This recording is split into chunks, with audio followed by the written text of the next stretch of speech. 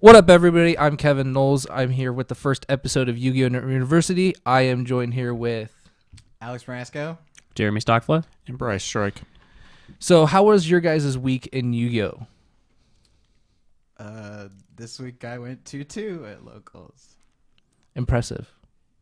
I got sacked in the finals. I don't want to talk about it. I played Burning Abyss. I also played Burning Abyss. Like a pussy. I played Gemini FTK. Like a man. Yes. And I played Machion Burn this week, actually. So, we You have should some... explain how that deck works. How Machion Yeah. Burn works? Just like a simple two-step process. Okay, so you play Machion, you half their life Interesting. points, and then you play a trap that deals some damage, and then they lose. Nice. So it's a really cool deck. Big brain plays.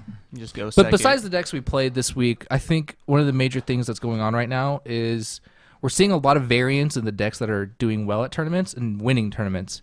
So I just kind of wanted to go over like a tier list of what you guys think is like the best decks right now, what's up and coming, and then kind of what to look for. So Alex, like what in your mind is like the best deck right now, and then give me a couple other smatterings of what you like. I think that right now, like Link combo decks and Sky Striker are the two like kind of highest decks in power level, but Burning Abyss is very consistently, jamming its way in there with monsters. I feel you. So what do you think is the best deck? Like if someone was to play the game now and go, okay, like what is the best deck I can pick up right now? What would your answer be? Probably Sky Striker because it's it has a lot of like kind of situations that are difficult, but it is a pretty easy deck to play because you just kind of find the card you need for the situation. Okay. Jeremy, any input on that? I mean, I kind of agree with that, with Sky Strikers being the most universally powerful deck, I would say, in the fact that it is fairly straightforward to play. You know, you do have a lot of main deck outs to most of the meta right now. Obviously, like every other deck, it has its weaknesses and bad matchups and everything like that. But I think overall, it has the most strength out of the current meta decks right now. Okay. Yeah, I know one thing with Sky Striker. If it is the best deck, it's just going to allow for Gemini FTK to come through because it's like legit the best matchup for it because Sky Striker plays 0 hand traps. So would you guys still say Sky Striker is like the best deck, or would you more categorize this format as more of like an RPS format, like a rock, paper, scissors format where like you play this deck, you have good matchups versus this one, and then you have bad matchups versus this one, and et cetera, or is it like, is there one deck on top? Like, you feel... I think where there's like a tier 1 in this format, there's still like they have weaknesses where they can lose to some of the weaker decks. Like, because during your tournament, you're not just going to only fight the best decks, you're also going to fight the rogue decks. And like Burning Abyss and like that can have problems with like floodgates and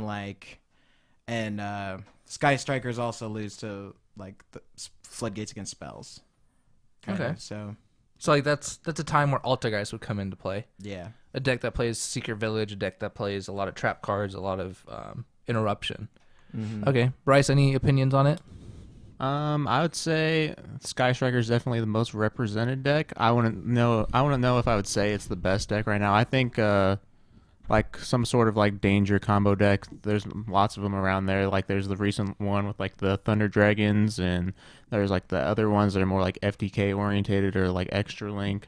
I would say like danger is probably like more consistent than people think because it's all the cards just do the same thing. I think probably some danger variant's probably the best deck, but Sky Striker, yeah, you just play more of them in the tournament, more people play it, and it's like consistently good, but I don't think it has like any peak of like it doesn't have like auto win. I don't think it's like the best deck. Okay. The powerful thing about Sky Striker is they'll like kill you with your field. They'll be like, I'll add a bunch of Widow Anchors and those are some cool dudes you have. I'll borrow them and I mean, them. But yeah, that's- they'll consistently like going first. They'll just like set like double Widow Anchor, maybe like have an impermanence or something like that. But like it's not, if you're playing like some deck like Danger that has like a bunch of, or like a very high ceiling, you can do many things in one turn. I feel like it's not that hard to play through like double Widowmaker and kill them, even if they have Ray. But that's just my opinion. But So going off that, so you guys think are like there's an overall consensus that like a Danger variant or a Sky Striker variant's like one of the more stronger decks. But going through the past 2 YCSs, let's look at the decks that won. So YCS Milan, that was about a month ago. Prank Kids won that tournament actually. And then we look at YCS Australia, and Altergeist won that one. So I think we're seeing more of a RPS format, like I was saying earlier, where like all of these decks are really good, and like building a tier list for this is really, really hard.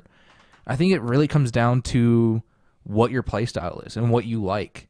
And I think that's really healthy for Yu-Gi-Oh! Right now, is where you can just kind of be like, oh, I like doing X.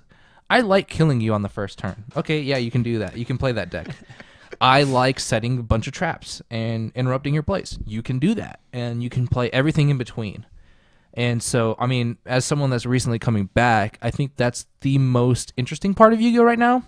And it was never really like that. Like, if you were like, I really want to play Monarchs, and it was like Synchro Cap format, you're like, yeah, no, you're just going to lose, dude. Like, that's just the fact of the matter. So, I don't know, like, let's go over, like, what your favorite deck is, though. Like, personally, what do you guys like playing? So right now, I've been playing a lot of the Burning Abyss deck because I think it kind of has the best of both worlds. It does play that grind game. You know, it always has. Burning Abyss has been around forever, and it's always been known for being able to go into the grind game against decks like, you know, Thunder Dragon or Sky Striker. They have a lot of resources that they can use to both manipulate the board, manipulate resources, everything like that. But they also can, you know, people commonly call Burning Abyss, you know, extender.deck. Like it has the capability of just killing you in one turn. And that's what I like. I like a deck that has the best of both worlds. And so I personally am enjoying that a lot. I feel like it has the most positive matchups, at least to me. I don't ever feel like, you know, I'm going to sit down against another deck and be like, oh, I'm playing against X deck, I'm just going to lose. It's going to be a bad time. I feel like no matter what, I've got a chance to win, or at least to make my opponent try to beat me. I feel like one of your worst matchups is probably Altergeist, though, just because of the floodgates. Yeah. Although, I mean, if they're making Secret Village nowadays, you just like don't give a shit. Well, yeah. I mean, I play all 3 spells in my deck, but that also comes down to, I think, like tech choice. Like Burning Abyss. Again, another reason why I really enjoy playing Burning Abyss is they have a lot of room for tech choices. You can go right now and look at Burning Abyss lists, and you're not going to find hardly any that are the same.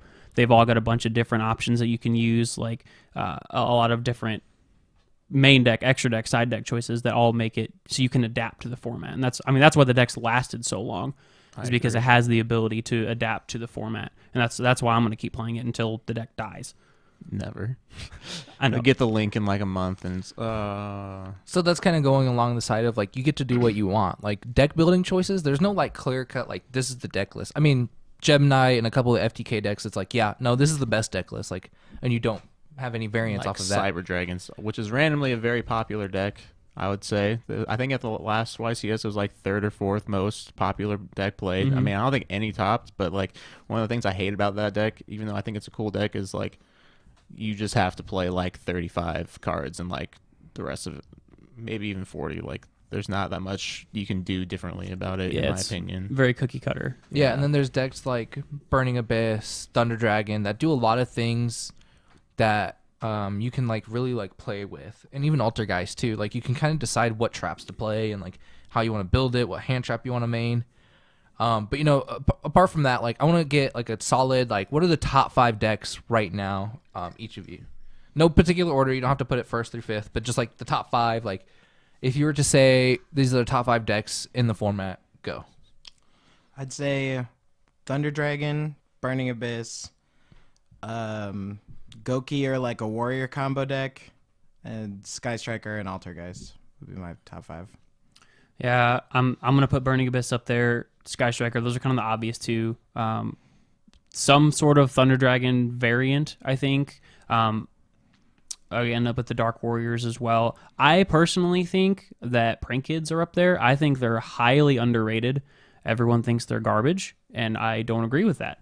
But I'm going to put them in my top 5. And Bryce. Let me just see this. I definitely think, just from how many people play it, Sky Striker is just going to be a good deck. And I really think that Altergeist are up there as well, just because if they get their plays started, like, there's not really much you can do at that point. And then Thunder Dragons, I think any sort of like danger combo deck or anything that includes danger is just kind of like, I think they're just broken cards. And for my last one, I'll just say Gem Knight, because if people aren't playing hand traps, it could be the best deck, but it just doesn't have much representation, I would say. Do you think it doesn't have much representation because of the difficulty of the deck, or more so it has bad matchups? If you do get, like, I don't know if it's necessarily that difficult, but you do have to put the time in to learn all the combos, and there's lots of combos to it. But I do think it has some weaknesses playing through Disruption sometimes. Like, most of the time you can play through like 1, maybe 2 Disruption if your hand's good or if you have Call by the Grave, but otherwise it's kind of hard to play through like 2 Disruptions. And yeah, I think that's part of the weak point compared to like other combo decks. But the strength of the combo deck is that you are playing an FTK, so you don't get your opponent a turn. Yeah. Okay. My top 5, in my opinion, is Sky Striker, Burning Abyss, Prank Kids, Altergeist, and then some kind of like Danger Thunder variant or just Danger or Thunder. I think Danger Thunder is probably the best combination of them right now. Just from tournament results and seeing the deck played in Australia YCS and some of the other matches that I've seen. Like, the deck is just ridiculous, and it just has 2 engines that honestly keep going together. But I think that's it for our tier list discussion, so let's move on to the next topic. Welcome back to YGOU University. Once again, I am Kevin Knowles, and I am joined by Alex Marasco. Jeremy Stockbluff. And Bryce Stroik. This is segment 2, so we already went over tier list 2019. But I want to get into something that's kind of an interesting topic. It's the positives of a non-rotating sets.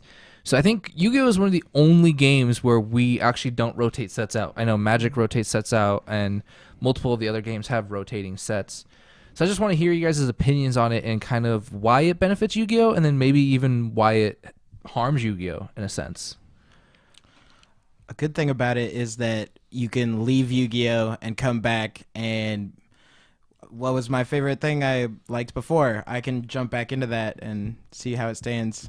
I agree with that, but with like the whole like link mechanic, I feel like recently it's more difficult to jump back into the game in that kind of sense because you have to play those kind of cards. So I was going to kind of touch on that too. It's like when you have a lot of these older cards from older sets, you know, from when you quit the game 10, 15 years ago, a lot of these cards aren't designed to be future-proof. You know, an example, we have cards like Scapegoat, since it was so popular for a while. You know, it has the one drawback if you can't summon the turn you use it. Back then, that was a big deal. But now, you know, you just set it their turn, and suddenly you have a free Link 4 monster. And I guarantee when they made that card, they weren't accounting for those kind of things for the future. Yeah, I don't think in 2005 they're like, yeah, in 14 years, someone's going to use this to summon a giant dragon. You're like, what the hell? Yeah, and I think one thing of it is that it doesn't allow them to, when they have to make new cards for new archetypes, it creates this like weird rift where like now all these old cards are now ridiculously expensive because they're from a set 10 years ago. And now I have to get all, like if they made a Glad Beast Link monster, it's like, okay, now I have to go get all of my old Glad Beast cards, and they're all from that random set back then, and now they're all ridiculously expensive. Where if they did rotating sets, I think they have to do booster sets of reprinting cards. Like, hey, like if we want to rotate the set out now, and if people want Pot of Duality, we have to reprint it again. And I think there's marketplace issues with that. Like a lot of stores would lose business and like stuff like that. But I think the main positive of it is that if you quit the game and you didn't sell your cards are still valuable. The thing about Magic is like you could quit and then come back 2 years later, and some vendors like, okay, all your cards are a quarter now because nobody uses them. Sorry. And so I think it creates like more sustainability for collections. But I just want to hear some negatives about it. I mean, we said some positive parts about it, but what's kind of a negative side of it? Power creep is something that just like has to exist if they want to keep selling new things. Either that or they have to just get rid of the cards that you like in some form, which is through the ban list, which is what they do and periodically, like 3 or 4 months or so. So like one of the two, but actually both have to exist for them as a business to continue to sell more things in the future. Otherwise, you can just keep playing your old deck and never have to buy anything new. So, I mean, I guess the problem, everyone still plays Burning Abyss like 5 years later. So I think a big negative for me is that it kind of stifles the having different formats. We kind of just have, advanced formats. Tournaments are all held in advanced formats. Typically, since we don't have rotating sets, we can't have stuff like Magic has, like standard and modern and legacy, all that stuff, because everything is legal as long as it's not on the ban list, of course.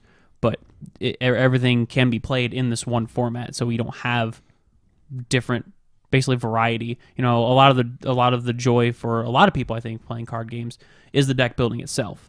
And with just one format, you've got your one deck to stick with, and not a bunch of different formats to build for. A lot of the problems is when they make a set, like 90% of the cards in the set are just not going to be played, not even going to look at them. You're just looking for the new secret rares and stuff. But with like a rotating set, those bottom level kind of cards would like see more play because of less options. Well, like I don't know what set it is, but like I was opening packs and I saw like Demise, King of Armageddon in it, and like they're kind of already like shifting towards that way of like reprinting these old cards into these new booster sets, be it that they need to change the card text on it or what have you. But I mean, they're already showing that they're willing to do that. I think they just need to go full blown into it, and I think it's just like they're kind of like dipping their feet in the water, but they just don't want to commit to it because they're not too sure like how it would affect the format or the community or what. Yeah, it does give you that ability, or at least for Konami, to release support for old archetypes. Like you said, the Demise, the Ritual deck is got some. Harpy Ladies are getting some. Cyber Dragon's got a lot recently. It gives you the ability to play your old favorite decks with new spice, so that your cards are old, but now you have new stuff to make them more competitive viable if that's something that you're interested in as well. Yeah, so what do you guys think is better? Like, what would you want to personally see? Do you want us to continue having non-rotating sets, or would you like to see them go, hey, you know what? We're going to have formats where it's rotating now. I think it's kind of better to keep it the way it is. Like, it is one of the unique qualities of Yu-Gi-Oh! Considering, like, I don't think, like you said, I don't think any other game really does it, which is like a unique aspect, because you can go back.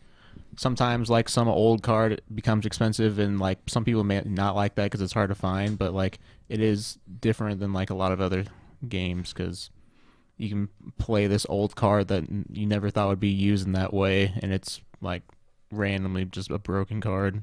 I don't know. I think it's interesting. I think after weighing pros and cons, I think I would still rather have the non-rotating sets for a couple reasons. One, I do like when I pick up a deck, I try to stick with it as long as I can, and non-rotating sets kind of gives me that option, especially to show off a little bit of that deck creativity by adapting an old deck to a new format. I had a second point, and I can't think of what it was now. It's okay.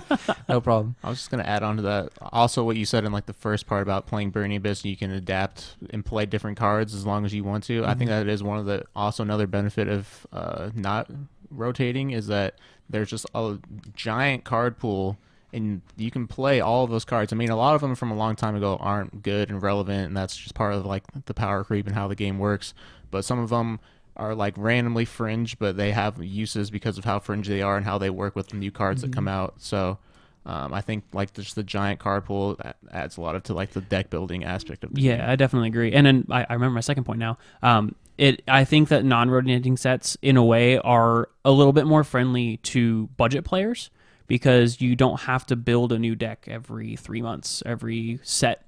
You're able to keep your old cards and you keep playing that same deck. You don't have to, my card didn't get reprinted in a different version or the same name, a different art, something to that effect. You don't have to go out and buy a new version of the same card you already had, because it has a different name, it's not legal anymore. Unless you're a meta whore. It And your happens. new deck just It keeps getting happens. hit. You're like, I want to play the best deck every format, and then you're just like, why does it keep getting hit? Shout outs to Austin George. I think we're like, I think the power creep is pretty much like, it's like almost rotating sets, because like if we looked at our past topic and our tier list of 5, what's the only deck that had like previous support? Burning Abyss. All the Thunder other Dragons. ones, yeah, all the other ones are brand new archetypes. Altergeist is brand new. Sky Strikers are brand new. Yeah, the and that danger would- cards are all brand new. I think it's like you see rotating sets almost, but it's just in the form of how powerful these new archetypes are. And I feel like it's one thing to have rotating sets and having like cards stay the same power level, rather than just having the game have a card that has 5 different effects now.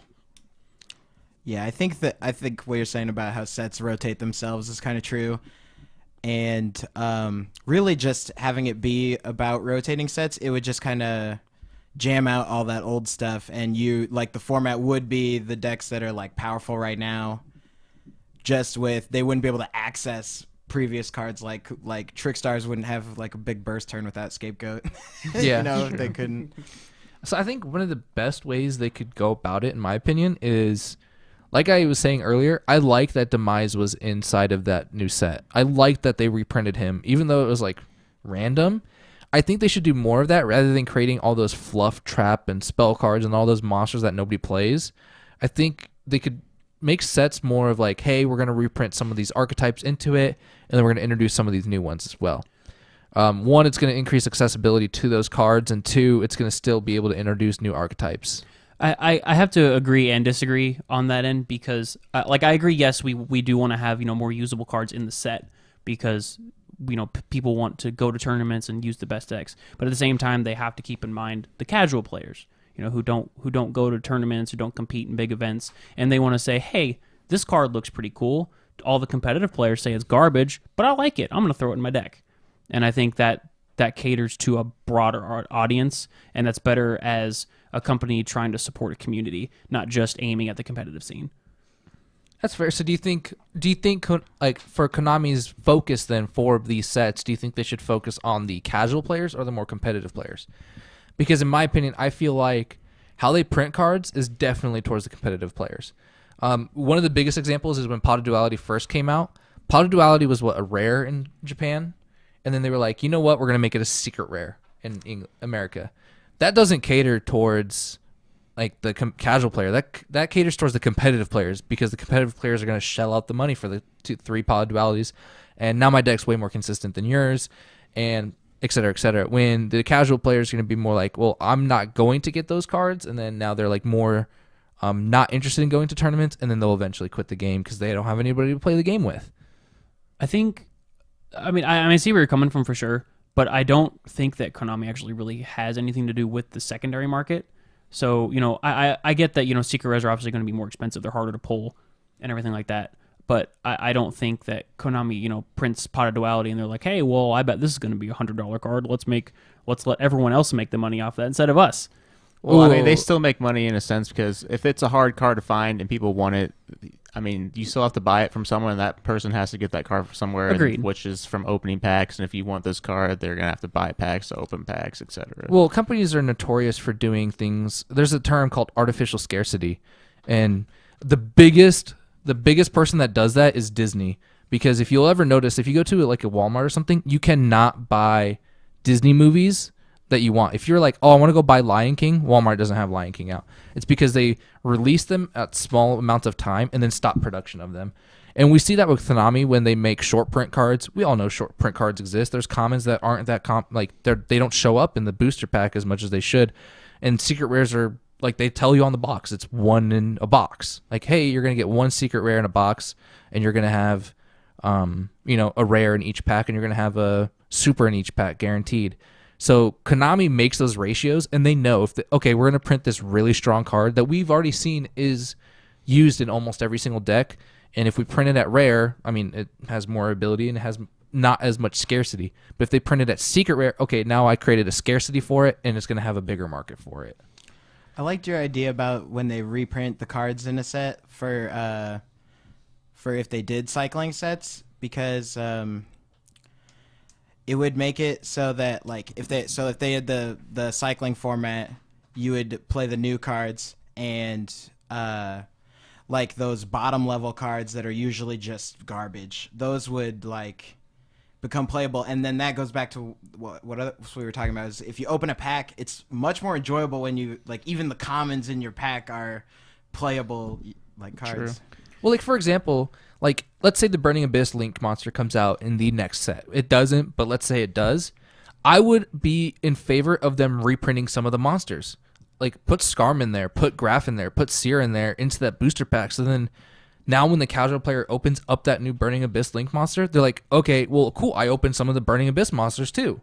And now they can build a deck off of that one booster pack rather than going, well, I opened this Burning Abyss Link monster and I have 0 of these Burning Abyss cards. Now I'm just going to go get rid of it. Or now, I have to go to this store or this other player and buy the whole deck core if I want to play this card. Maybe they'll go something along the lines of like printing them as commons in the next OTS pack. I feel like that's something they usually do. Like if they make some new cards and then the OTS packs, which is what like every store gets, they'll put like some of the older, harder to find cards as like commons, so you can get them easier for like new competitive players. Yeah, I think they do.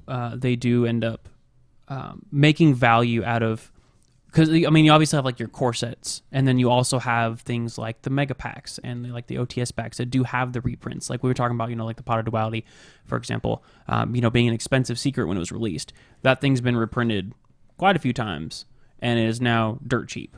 So I think the fact that we don't have rotating sets where we'd have to reprint something like Duality but in a different way, we're reprinting it, or they are reprinting it as lower rarity. It's more accessible, it's cheaper, it's easier for the casual player to get that. So I think they've done a pretty good job at making those hard to pull secret rares or hard to pull expensive cards in general much more accessible to casual players. Okay. Cool. So in essence, everybody at the table is pretty much in agreement that like the non-rotating sets is like our favorite way of playing Yu-Gi-Oh. I would say so. Yeah, I think it's just being handled well. Okay, cool. I think that's going to lead us right into the next topic perfectly, so we're going to go ahead and jump into that. What's up, everybody? I'm back again. This is Yu-Gi-Oh! University. I am joined by Alex Marasco, Jeremy Stockfluff, and Bryce Stroik. And if you guys really do enjoy our content, go ahead, check us out at patreon.com/TCGUniversity. Hit us up. Some of those perks are awesome. So our next topic, and I'm really, really interested to hear your guys' opinion on this, is what Konami has done right and wrong. And I know it's a little vague. So the first thing I want to talk about is the tournament structure in the tournaments themselves, like the regional format, Yu-Gi-Oh! Days, and then YCSs, and how they kind of incentivize people to go to them. And then what they could do better with their tournaments. I guess I'll start off. I think some of the prize support is a little lacking, but that's just my opinion. Especially like the UDS. Well, I mean, if you win a UDS, it's sick. But like otherwise, you're just getting lanyards, and I could really care less about a Yu-Gi-Oh! Lanyard. But that's just my opinion. Okay.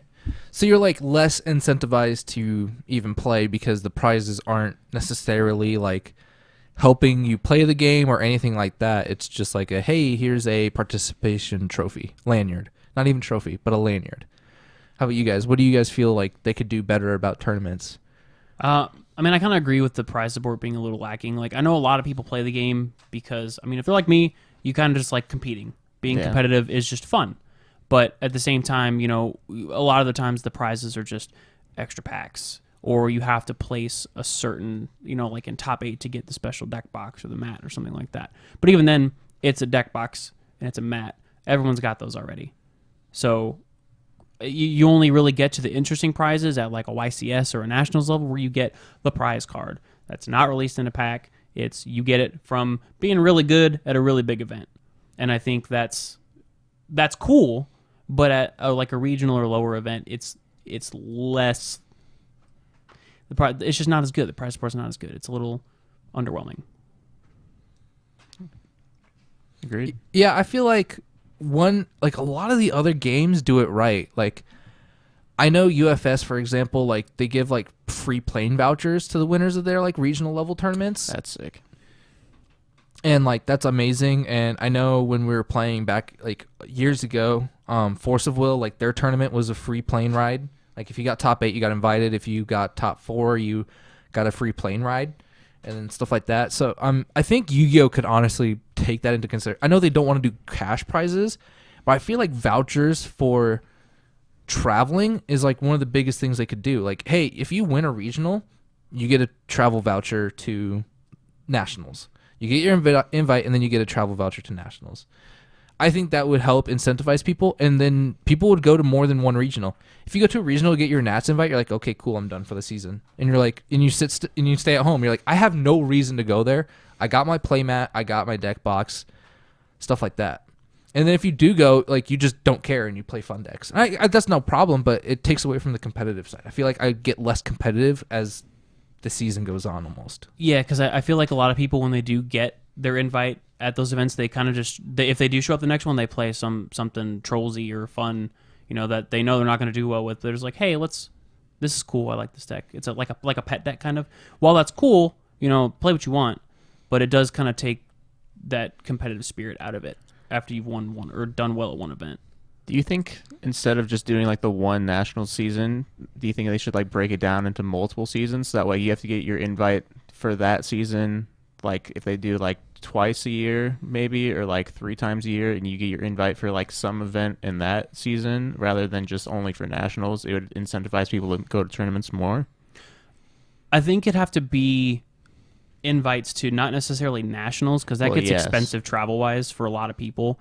But if you had like a midway event between like regionals and nationals for more of like a local or like a regional area, do we only maybe have to travel a couple hours or something? So like do like, obviously you have regionals, but do like a regional like championship or something, and then step up to the national level. Going off that, I think you could keep nationals and do something like that's every quarter or something like that. Every half. So you could do like a summer invitational and then like a winter invitational, and then have nationals with it. And then hey, if you get to the regional and you get your Nats invite, but you also, if you did it in spring or whatever, you get your summer invitational invite, and then if you do it in the fall, you get your winter invitational invite. Yeah, I think that'd be cool. It incentivizes you to go to regionals because you got 2 other events, and then if you decide, hey, I got my summer invitational invite and I got my Nats invite out of the way, well, now I still want to get my winter invitational invite. And that way, like, it doesn't necessarily create that sense that you have to go to every regional, but it makes it so that you actually want to go every year. Because I know for me, like, as soon as I get my invite, I just like stop caring about all the regionals until nationals happens. And sometimes you get it right after nationals and you're just like, cool, like now I gotta wait 9 months for my next thing, and then the format's completely changed anyway, so it really didn't matter to me. A cool incentive they had for regionals was that they had the point system where you could earn points to that could be a way to skip nationals and go straight to worlds, was regional points. But regional prize support doesn't really like link you into like going to other regionals. Like if you earned like even like a bit of money, it would make more sense for you to go to another regional the next weekend, because that's what you'd have to do to win that, is to go every single time that's available. Yeah, and most of the time if you won multiple regionals in a row, what would you do? You'd sell your playmat, you'd sell the deck box, and then you'd sell all the packs you got. Mm-hmm. Like, you just try and sell everything on the secondary market anyways.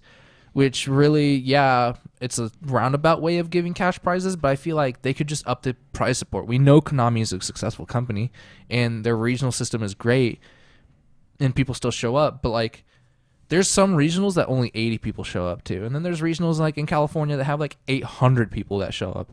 And so I think in order to incentivize those regionals that have less number of people, give better prizes, more people are going to show up. And then for the regionals, like, in California, like, if it would feel terrible to do really well at a regional and all you get out of 800 people is a playmat and an invite. It just doesn't incentivize me to go to that tournament. I'm just like, it doesn't like scale. Yeah, it doesn't do well. So I think they could do multiple things, but they're just very, very stubborn on their prize support, and it's not helping the game. It also doesn't like coincide with how like risky it is, like when you're playing Yu-Gi-Oh, like just like how every decision you make is like so critical, and you could just lose and like drop out of the tournament off of like one misplay. Like, that doesn't correlate to like the prize at the end. Like, I think it's kind of the intensity level. Yeah, I agree with that for sure. And I think it's kind of cool that they have like the side events. Like at regionals, you usually have like your Winamats or your structure deck tournaments, and at YCSs you have those same things, but you also have like Attack of the Giant card, or you have your mini regionals, or if you win your regional there, you can get your invite to next year's nationals. And I think that's kind of cool, and that kind of incentivizes people to go, I would think, just so you have something to do in case you do end up, scrubbing out of the tournament, or you don't do as well as you'd like to. And I think that's, it's drawn me in a few times, when I took a couple years off, and nationals happened to be in the town that I was at the time. And so I went, I hadn't played for a year. I didn't have my invite. And so I went to basically see my buddies as well. But I also went in and I played side events. I went in and played the Winamats. I got a cool mat that you can only get from getting Winamats. And I tried the Attack of the Giant card. I didn't win it, unfortunately, but it happens. It was a bad time. Playing Shadalls and against Cleaforts. Whatever, happens. But I went, and I had fun regardless. I didn't play in the main event because I didn't have my invite, but I still went because it was fun. There were still things for me to do as someone who hadn't been in the game for a while, who hadn't played competitively for a couple years. But let's say, change that, since it was in the city you lived in, now you live in Oregon, would you have went? No. Well, it depends. It depends on where it is. Yeah, but let's say you live across the country. Would you have an incentive to go to the Nationals? No. Most likely not. Probably not. See, that's the problem, I feel like, is there's no incentive for people to travel long distances just to go. Unless you're the hyper competitive player and you want to go there to win, there's no incentive for the casual players. And I feel like having a good system bringing up from the local level to the regional level and then to the higher end competitive level, there should be a gradual step up. And then if someone does well at their locals, hey, you did well at your, we live in Omaha, Nebraska. If you do well at your Omaha regional and you don't actually travel that much and this is the only regional you play in, but you win, hey, here's a travel voucher to nationals. That person probably wouldn't have gone to nationals otherwise, but now they will. Well, I think it kind of brings us back to the prior topic when I was talking about catering to your entire audience, not just the competitive people. Having events in other cities, I think, incentivizes people just to travel. I mean, that's what a lot of people like to do, is to get out of their hometown, go do something fun for a while. And I think that even, again, not getting your invite or just going to see friends or going to play inside events, I think that still might be enough for a lot of people to just say, hey, I know I live in Omaha, Nebraska, and regionals is in nationals is somewhere in California. I've never been to the West Coast. Let's go ahead and take a trip, play some cards, have a good time. And I think that's enough for a lot of people. So, the YCSs, they have some of those side events that cater more to casual players, and they have the free play area. Mm-hmm. They have the Pegasus League ones with the different rules and stuff like that. Do you think it'd be a better idea to have try to implement those into the regional level, so more casual people would, instead of going to regional, going 0-3 and then being well, that was stupid, I'm not as competitive as these people and I don't really know what to do the rest of the day. Instead, if they try to implement more casual things to the regional level, if it would make people want to go to them more. I definitely think so. Even the best players have bad days. You could be one of the best players in your locals and you could still go to a regional and scrub out round 2. And then you're at that point, you're tilted, you don't want to play anymore because you didn't do well, you're not getting your invite, whatever. I think that having that option, and especially if you've traveled, a lot of people travel a few hours, if not more, to get to these events. And I think if you have that option, to play something a little more casual outside of the regional and to get, some cool surprise support that you can only get from these small side events, I think that is definitely a positive for sure. It gives you something, not just something to do, but something to maybe just untilt. Something, especially the structure deck tournaments, they hand you a structure deck. We all know those aren't competitive viable, at least not at one of them. But it gives you something cool. You're not playing against a bunch of different opponents who are all playing the same broken meta deck. You get to play a more casual environment, and I think it's a lot more fun, especially after a stressful day of trying to compete. So do you think maybe they could turn tournament formats into that? Have a regional that's a structure deck tournament. Hey, we have a structure deck regional. Okay, everybody in this regional gets this structure deck. Let's see who wins. Let's see who does that. Now the casual players have an ability to compete with everybody else and also get their invites. But then the more competitive players' ability to use their skill and that deck. I think the casual people would like it, but in contrast, I think the more competitive people would not like it because they're used to playing whatever format it is with their current deck to be competitive, not playing some structure deck I don't know. They some people like the deck building advantage you get from playing in like in a deck building game. Yeah, but we could have both, right? Like they could set up some regionals to be that way and then have just like a smattering of those regionals. Like, hey, towards the end of the national season or towards the, like right after nationals, like you really don't know what the regionals are like. There's that like lull period and then just throw some like fun regionals in there. I feel like that'd be a good way. And then along with that, I think they could just add those on. I think the number of tournaments and regionals and stuff is severely lacking. On that same token, I think that if you did like specifically structure deck or for fun regionals, you would have to unfortunately have like a separate for fun structure deck nationals, because I think if you had casual players or more casual players, not necessarily completely casual, going to these structure deck regionals, then yes, they could get their invite by doing well with a structure deck because they're on the same playing field as all the competitive people who can spend the money to get the expensive Then cards. they go to nationals with their structure deck, and then like, they "What just the get fuck?" bodied because they're not prepared. They're like, "Whoa, this structure deck won me a regional, but now I can't stand against this tier 1 deck because it's not. There's no expensive cards in here." Yeah, I was about to say the same thing. If they do a different sort of regional, they should have different prize support or prize structure for those regionals, which would include, if they have an invitational thing, it would have to be an invitational to a different sort of tournament rather than just the playing nationals. But I think it is a cool idea, and if they did have different invitationals for different tournaments, I mean, from their standpoint, they probably don't want to do that because it spreads the player base out more, and they just maybe that's something they're wanting to do. I don't know. Man, Well, I think you don't even have to do that because, like, yeah, I get the idea of the casual player now, like they won with their structure deck, maybe they like want to keep it, but a lot of those people understand that, hey, like it was a structure deck tournament, like this was given to me as the tournament thing, and then hey, I know the nationals format is advanced format. Like if you're gonna be traveling to the regional anyways, you kind of understand that that's what it is. So more so, it's just getting more invites out there, but also trying to help those casual players be more incentivized to go to nationals. Because I think if like a newer player won a regional with a structure deck, now they can go, well, I have my nationals invite. Maybe I'll try a little bit harder. Maybe I'll deck build a little bit more, get a little bit more competitive with it because they have an incentive to do it now. Rather than if they go 0-3 drop every time. And now, like, oh, I'm not going to go to nationals, so what's the point of me trying? I'm going to keep playing my fun deck at locals. It could turn a lot more of the casual players into more competitive players. Like, give them that spark that they need. A lot of people that like do top nationals, like that, like go to them. You can see in like deck profiles that they're like give out like a list of shout outs to like people they borrow cards from. Like finding success like ingrains you into your own little community, and then you can like ramp off your friends a little bit because like they might have cards they're not using that you could use. For sure. It creates that sense of community again in the local level and then, in the more of the regional level and then more national level.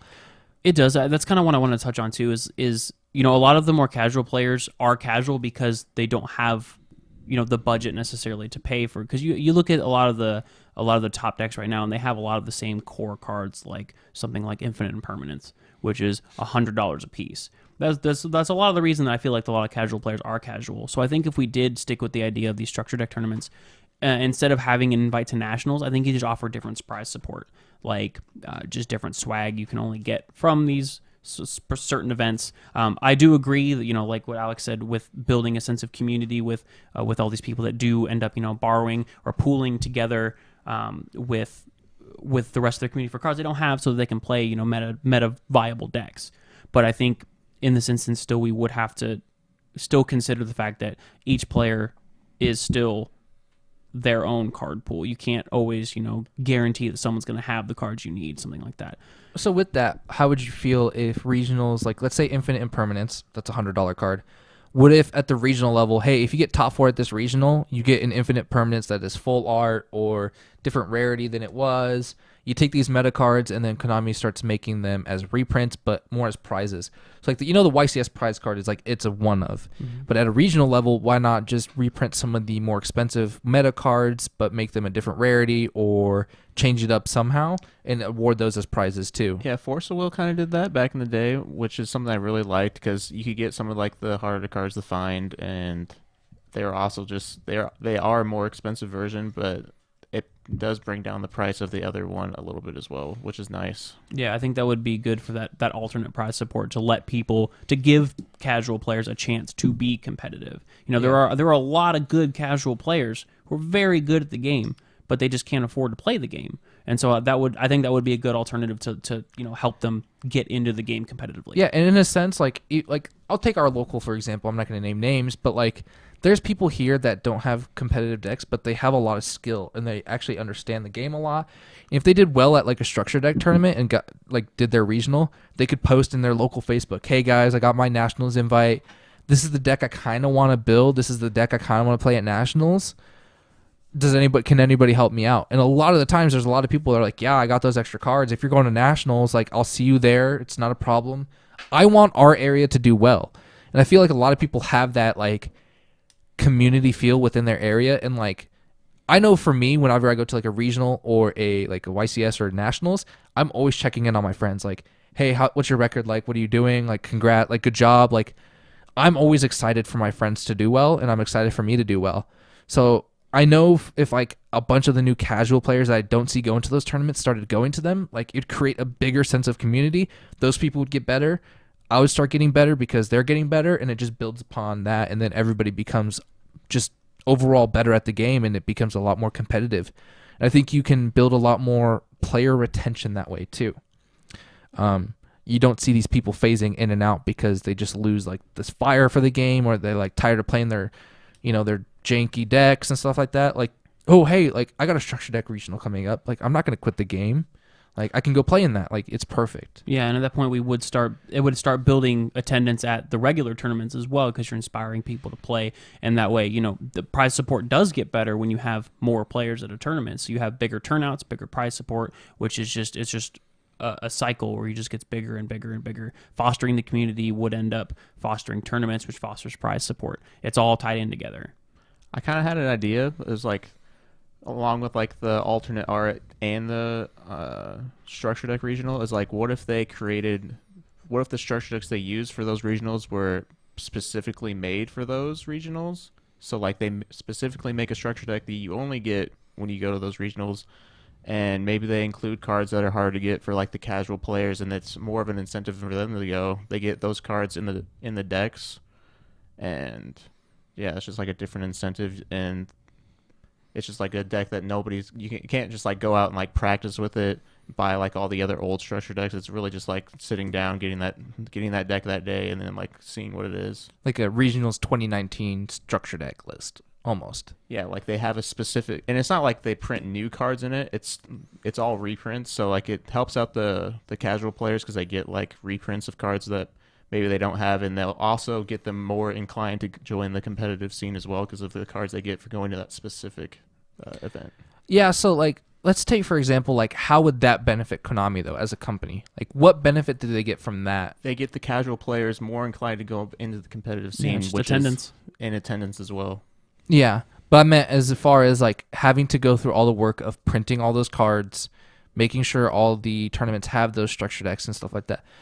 So for my example, like you just take like a whatever Link starter deck, they probably already have a bunch of them manufactured. Like you don't have to change anything as a company. Like you just print more of a certain product, and now you're moving product that you wouldn't have moved otherwise.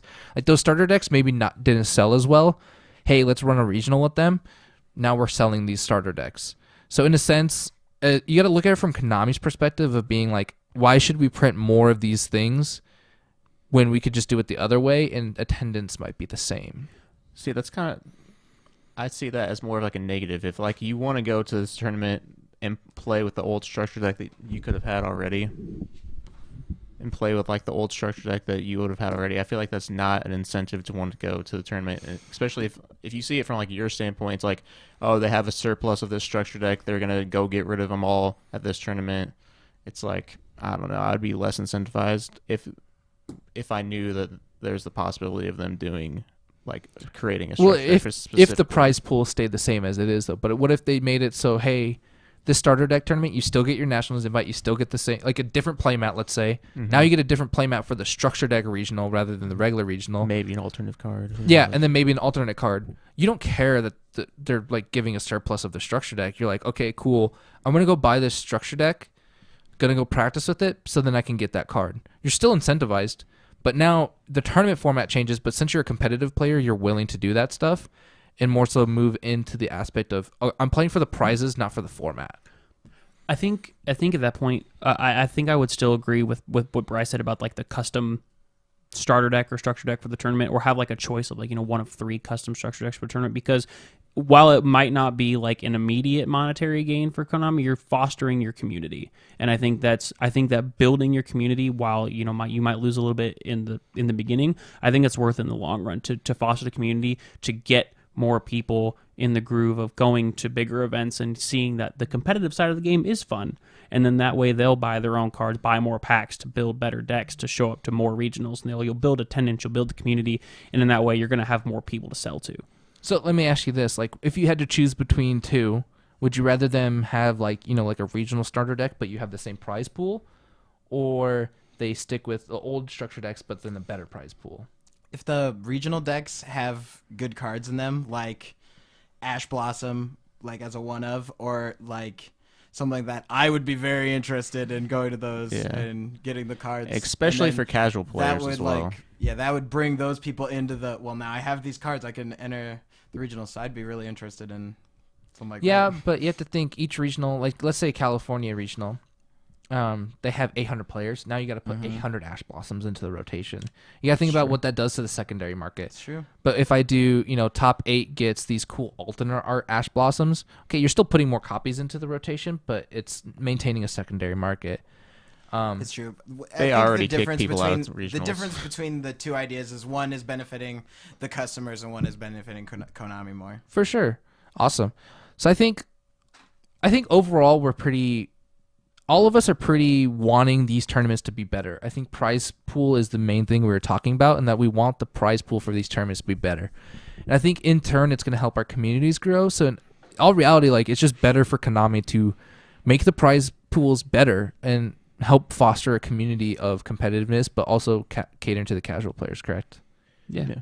For sure. Awesome. Cool. So I think we're going to wrap it up for this segment. Catch us on the next one. Welcome back, everybody. I am Kevin Knowles. We are back here at YGOU University, and I am joined by Alex Marasco, Jeremy Stockfleth, and Bryce Stroik. And if you do enjoy our content, please check us out at patreon.com/TCGUniversity. Now, the final segment I want to do for tonight is side decking. It's a very complicated thing, but also a very simple thing for a lot of players. And just kind of want to go into the intricacies of it and kind of like what your side deck should entail with your main deck. So Alex, I'll have you start it off. The first thing you want to think about with side decking and like the cards you're going to put into your side deck and take out of your main deck during the game is what's good when you're going first and what's good when you're going second. Because after you win a game, you can side deck, or win or lose, you side deck for the next game. So if you win, your opponent's probably going to go first. So you would want to side deck in cards that are good for going second. And if they win and you get a pick, then you can side in your cards that are good for going first. Okay. So give me an example, just a brief one of what you would do. You play Burning Abyss a lot, so what's a common exchange out that you do? Whenever I would be going second, I would take out some of the just extender cards like Danger Nessie, like Dangers, or maybe like Gallus the Starbeast for like Kaijus, because Kaijus would allow you to interact with your opponent's strategy when you go second, like get rid of monsters that could interrupt what you want to do. Okay, awesome. Yeah. Jeremy, how about you? I think a lot of the time when I'm side decking, I think about how important it is for my deck to perform versus how important it is for me to stop my opponent. I think a lot of side decking for me comes into game knowledge, knowing my opponent's deck better than they do. If I'm going against a control deck, I'm going to side in cards like Twin Twisters or Red Reboot, something that stops their floodgates and allows me to play the game.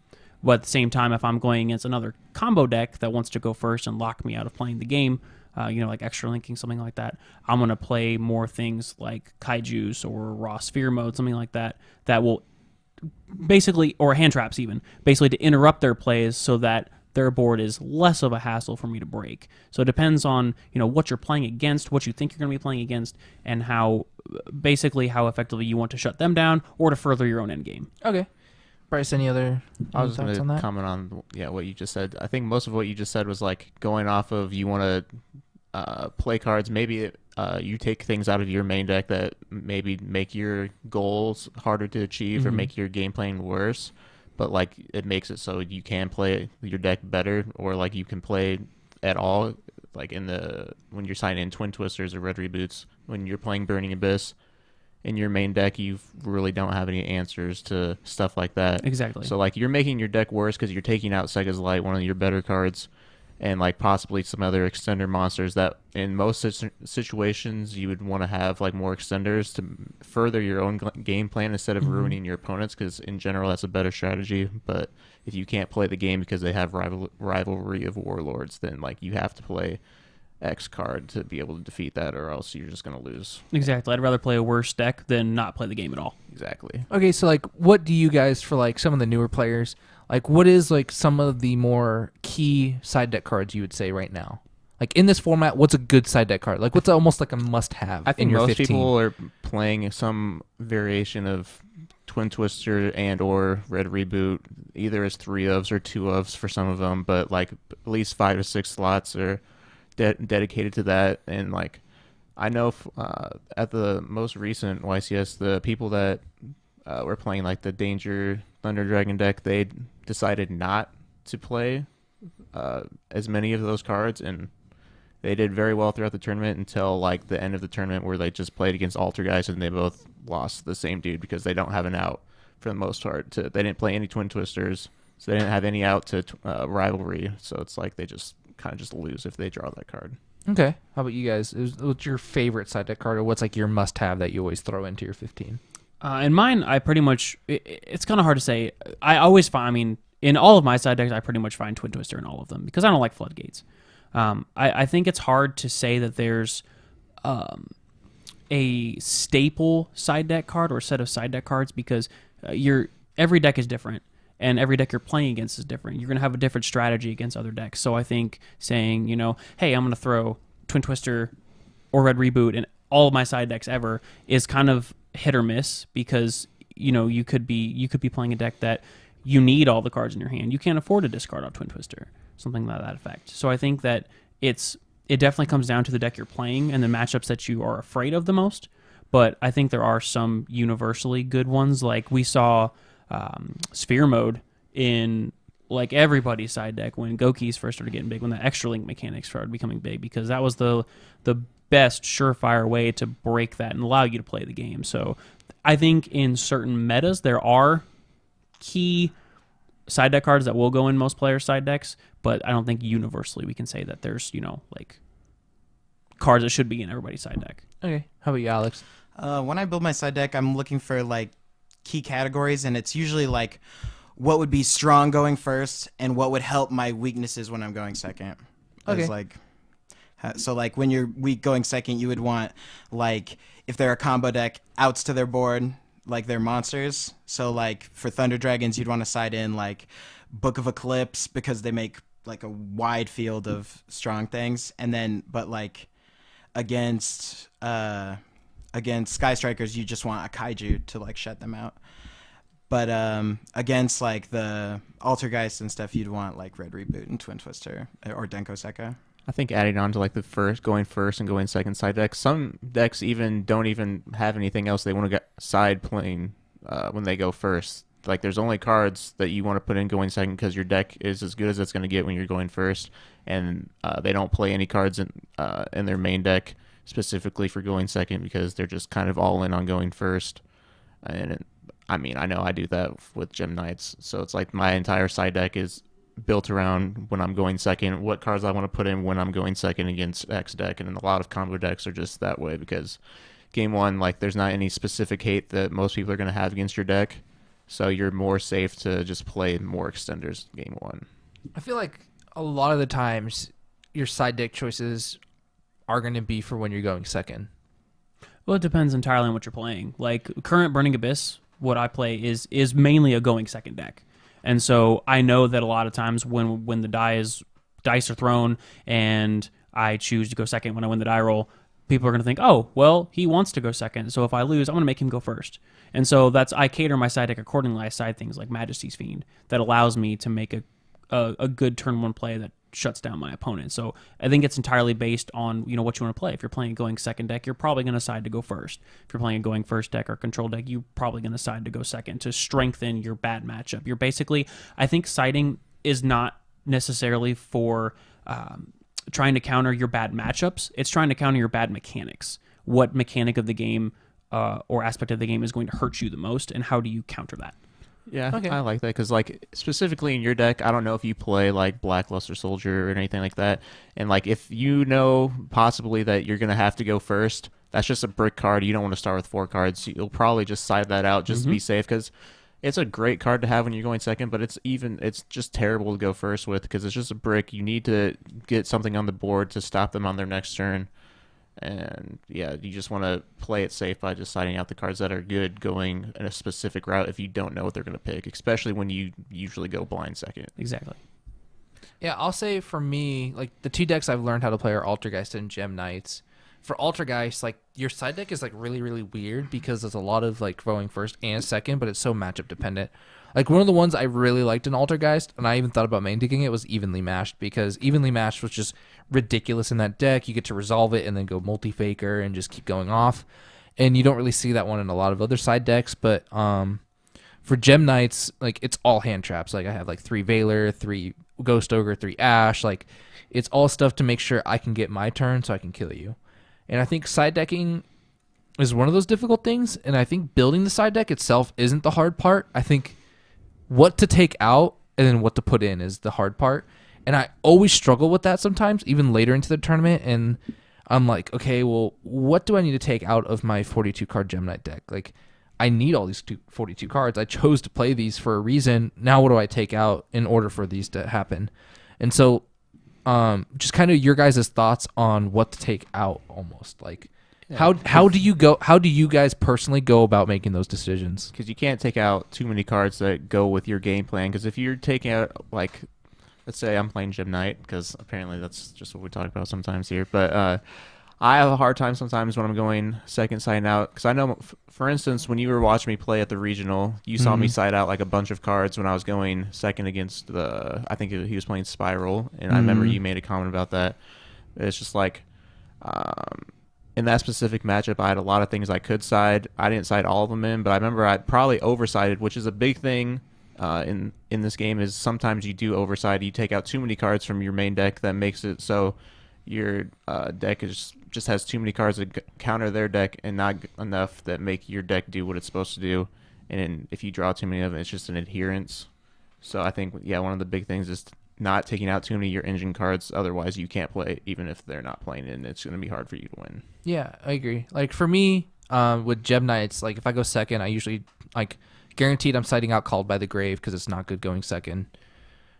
Guaranteed I'm going to take probably Drag Down out because I don't like it as much going second, because a lot of the times the decks are just like flooding their hand out. And so like those are the 2 choices. Really, it's like, okay, those are the 2 cards I'm guaranteed to take out. And I have those flexible spots, but for something like Altergeist, it's even harder because you're like, okay, I already have like a lot of good trap cards. I don't know what to take out for the other good trap cards.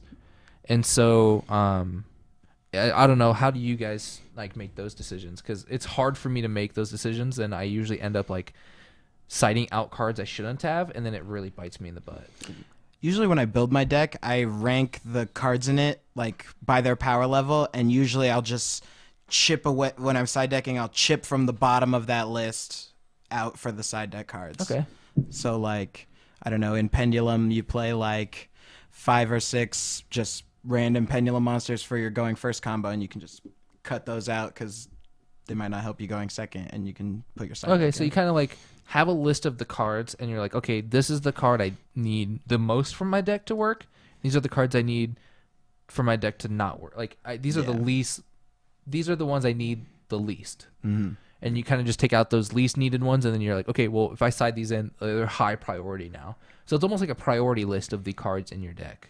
Yeah. Okay. I think like that another idea. strategy that goes more with like the Altergeist game plan and like more of a control game plan is maybe going first, or I mean not going first, but in the first game you play more decks in your main deck that are more broad. They cover more matchups, and then you side those out for more specific hate for like a one deck. Like I can't think of any examples off the top of my head, but Like Mind Crush, you would side in Mind Crush over something less specific for Sky Strikers. yeah, because like maybe Mind Crush isn't as good against like I don't know, like Thunder Dragon. I can't think of anything like maybe like Burning Abyss, something like that doesn't add as much.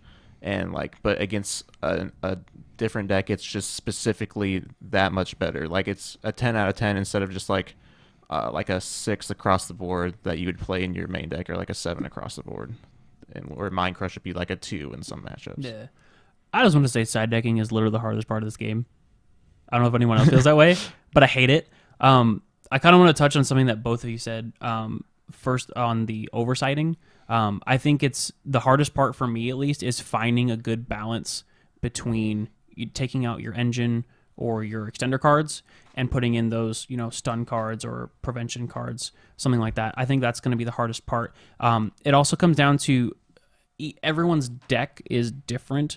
Everyone's deck has a different amount of core cards in their deck and a different amount of tech slots. And I think it comes down to kind of like what Alex said, ranking your cards to basically which ones are the most least important. And that kind of just comes down to knowing your deck, playing the deck long enough to know, what works, what doesn't, what's good against this matchup, what's bad against this matchup.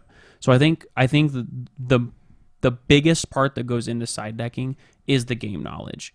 And so, knowing, I'm going against Thunder Dragons, maybe my Orbital Hydrolander's not so good because it's destruction, and all them big purple monsters just save themselves. It actually sends. It's broken. I know it's good, but it's not like it's okay. Maybe that's a bad example. Yeah, I know, but continue. Okay. If I'm playing against some randomly go against a Chaos Max player and I can't kill it with my BLS because I can't run over it and I can't target it and I can't banish it. Well, BLS is probably not a good card against that matchup, so I'm gonna side it out.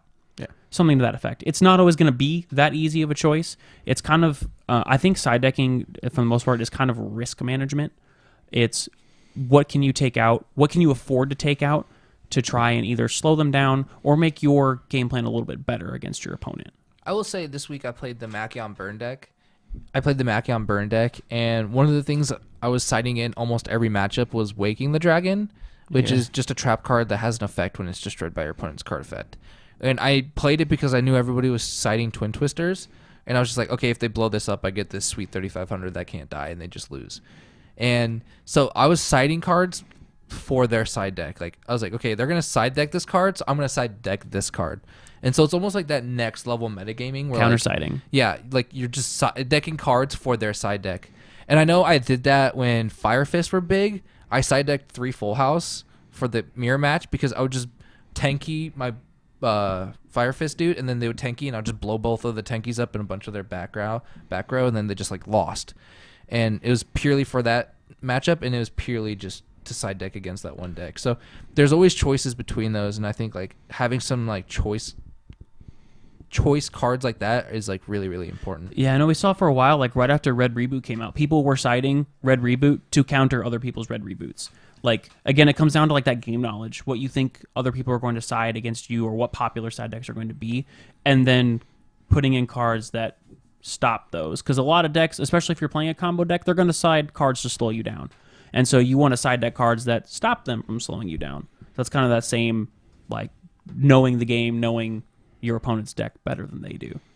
Yeah, and I think it, like, side decking because of that is really limiting to the more newer players. It's really hard for them to build a side deck and then also understand how to use it. Yeah, I think, like you said, it's one of the harder things. I think it's really daunting for people. Like, it's really, really difficult to do, and so a lot of people just kind of refuse to do it. So I think in agreement, like, side decking is one of those, I think that's where the actual skill of deck building and playing comes from. Any closing thoughts from you guys before we end the episode? I mean, I had a couple things I was going to say. Go for it, but first, going along with what you were talking about, like the counter sighting, I was going to say, like, there's the conversion sighting and all that aspect. And for those who don't know what conversion sighting is where you just side 15 cards, Smoke screening, to completely change your strategy. So, I know some people like one of the big ones I remember was like people playing Inzektor, and then they'll just side deck into Chainburn because there's a lot of cards that you play in Inzektor that would also be good in Chainburn, and so people side all this stuff that's very good against Inzektor, and then you change your entire strategy to go into Chainburn, and they don't have anything that's good against that. They essentially whiff their counter. They whiff their counter. So it's like you were talking about how Waking the Dragon is like next leveling them. It's like even more next leveling them than that. And another thing I was going to talk about, unless anyone has anything to add upon that. No, you're good. Keep going, please. Personal assault story. It's fine. Insert personal assault story. Another thing I was talking about, wanted to talk about was like the space of your side deck and like how I figure out what cards I want to put in my deck. So the first thing I do is find the number of cards I want to take out when I'm building my side deck. How many I want to take out in my main deck per like matchup, and so then I know how many cards I want to put in, and then maybe I want to put in like all of these cards, and maybe it adds up to like 20 or so cards. I want to find out like maybe this card is super good in this matchup, but there's another card that is not as good in the matchup, but it covers another matchup as well. So like playing cards that cover multiple matchups in your side deck, so you can cover more matchups in your side deck because you're not playing specific cards instead of playing cards that are good across the board. So just kind of being limited by the number of cards you can side deck, which is 15, and just trying to make it so that you cover more matchups in a meta that's like really big like ours right now, where there's like 10 decks that are viable. You can't really afford, let's say you play 3 of each 2 cards. You can't afford 6 slots just for one deck. You might not even see it that whole tournament. And so having a lot more broad spectrum cards versus like more targeted cards. Correct. And just trying to make that decision is really, really hard. And it kind of comes up to like how you deck build, I think is what you're saying. And just trying to see like, okay, well, if I'm going to take out 5 cards of this matchup, well, honestly, I really only need 5 cards for that matchup. And then maybe I choose 3 cards that are specific to it and then 2 cards that are very broad spectrum too. So it just kind of allows your side deck to be more flexible, I guess. Yeah, so like maybe those more broad cards are very good in like another matchup as well. Okay. Right. Alex, anything? Something about what you said. I liked. It's about knowing what you want your hand to look like in the game. Like what would like the optimal, like for like the ratios you would put in. Like you'd only really want to see, like in certain matchups, you'd only want to see 1 card as a side deck against them because that would open it up for your whole deck to work. But like when you need to like stop their strategy, you would side in a lot of cards, kind of targeting, because you want to make sure you're able to prevent them instead of just allowing you to play. Like let's say Rivalry of Warlords, like you only want to see 1 of it. You don't want to see 2 of them. Yeah. Like when you see 2 of them in your opening hand, you're like, okay, well, It's redundant. this is worthless. This is a backup. Yeah. So, but then a card like Ash Blossom, you're kind of happy to see 2. Like you're not mad that you're seeing 2 of them because you're like, okay, well, if I Ash Blossom a card and they have something else to follow it up, now I got another one. So it's kind of like weighing the options of them and being like, okay, well, if I see multiple of this card, I'm actually not upset about it. And if I see multiples of this other card, now it's like a problem. Now I'm wasting space. I think as a final bit of parting advice for all the new, returning, or veteran players out there, whenever most of side decking comes into, even in your main deck when you're building your deck. So always keep in mind, I think, when you're building your deck, you have 3 separate decks that you're playing. You have your main deck, your side deck, and your extra deck. All of those things need to be considered when you're building a deck. And so you need to leave those tech choices. You need to leave, room for siding. Okay, so when you're deck building, just make sure that you keep in mind your side deck as you're building your main deck. Yes. Awesome, cool. So I think that's going to cover everything for tonight, guys. Thank you again, and please make sure you do check us out on patreon.com/TCG University. Constantly be updating it, and all the tier rewards are awesome. So please go check us out. Thank you so much. And let us know in the comments what your favorite side deck card is. Yes, please. Yes. Bye. Bye.